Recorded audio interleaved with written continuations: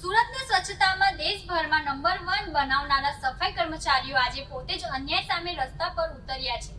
ઓછા પગાર, લાંબા કામના કલાકો અને કોન્ટ્રાક્ટરના શોષણના આક્ષેપ સાથે જીગર ટ્રાન્સપોર્ટ કંપનીના કર્મચારીઓએ ઉગ્ર વિરોધ નોંધાવ્યો છે। સુરત મહાનગરપાલિકાના ગાર્બેજ કલેક્શન વિભાગમાં કોન્ટ્રાક્ટ પર કામ કરતા જીગર ટ્રાન્સપોર્ટ કંપનીના કર્મચારીઓએ વિરોધ નોંધાવ્યો હતો। સફાઈ કર્મચારીઓનો આક્ષેપ છે કે કોન્ટ્રાક્ટર દ્વારા ખૂબ જ ઓછા પગારમાં કામ કરાવવામાં આવે છે। ડ્રાઈવરને માત્ર 8,500 રૂપિયા અને સફાઈ કર્મચારીને 7,000 રૂપિયા પગાર આપવામાં આવે છે, ત્યારે તેમની પાસે રોજ 12 થી 14 કલાક કામ લેવાય છે। આ ઉપરાંત કર્મચારીઓનો આરોપ છે કે કોન્ટ્રાક્ટર દ્વારા ફરજિયાત ભંગાર ભેગો કરી લાવવાની ચીમકી આપવામાં આવે છે।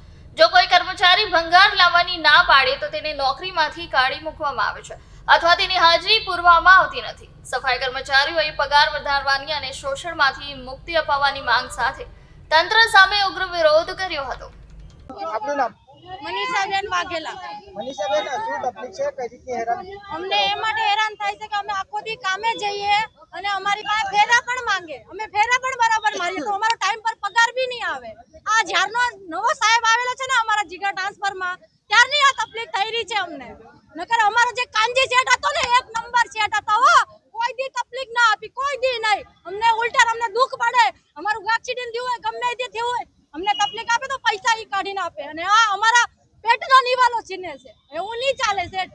અમારો તો હા અમારો એટલે અમારો જીવ આત્મા આખો બળે છે। હવારના હાથ ના જઈએ તો સાંજના 5 વાગે સુધી છૂટી નહીં મળે, અમે કામ જ કર્યા રાખીએ। તો અમે કામ કરીએ તો અમારો પગાર આપો, અમારે બીજી તમારી જોડે કઈ નથી જોતું। અને અમને ભંગાર બાબતમાં બી કઈ ભંગાર બાબતથી તો અમે તો વિસ્ફોટ રોડ પરનું કચરું અમે ભરીએ અને આ લોકો તો ગાડી પર ચાલે પણ અમે રોડ પરનું કચરું ભરીએ। એવું કચરું ભરીએ ને કે આ ટાટિયાના કમર રોવા જેવા થઈ જાય, પણ તો પણ અમે કોઈ દી નથી બોલતા કોઈને। અમારું કામ કરવાનો હક છે ને અમે કરીએ છીએ, પણ અમારો ખાલી પગાર તો બરાબર આપો। અમારે એની ઉપર જ જિંદગી કાઢવાની છે, અમને બીજું કોઈ કામ પણ નથી ભાવતું।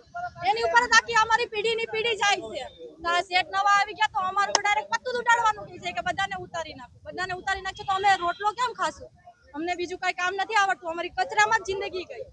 અમારે એટલો જ ન્યાય છે, બસ ખાલી એટલી જ કૃપા કરો કે અમારો પગાર બરોબર અમને મળે ને અમારા છોકરા નાના નાના છે એ પણ મોટા ભણીને થાય, એ અમારી જેવા કચરામાં હાથ નહીં નાખે। અગર અમે કમાશું તો જ અમારે આગળ થશે ને કઈ, નકર અમારી જોડે તો કાંઈ નથી। શું છે? બ્રિજ નીચે રહેવાની અમારી હાલત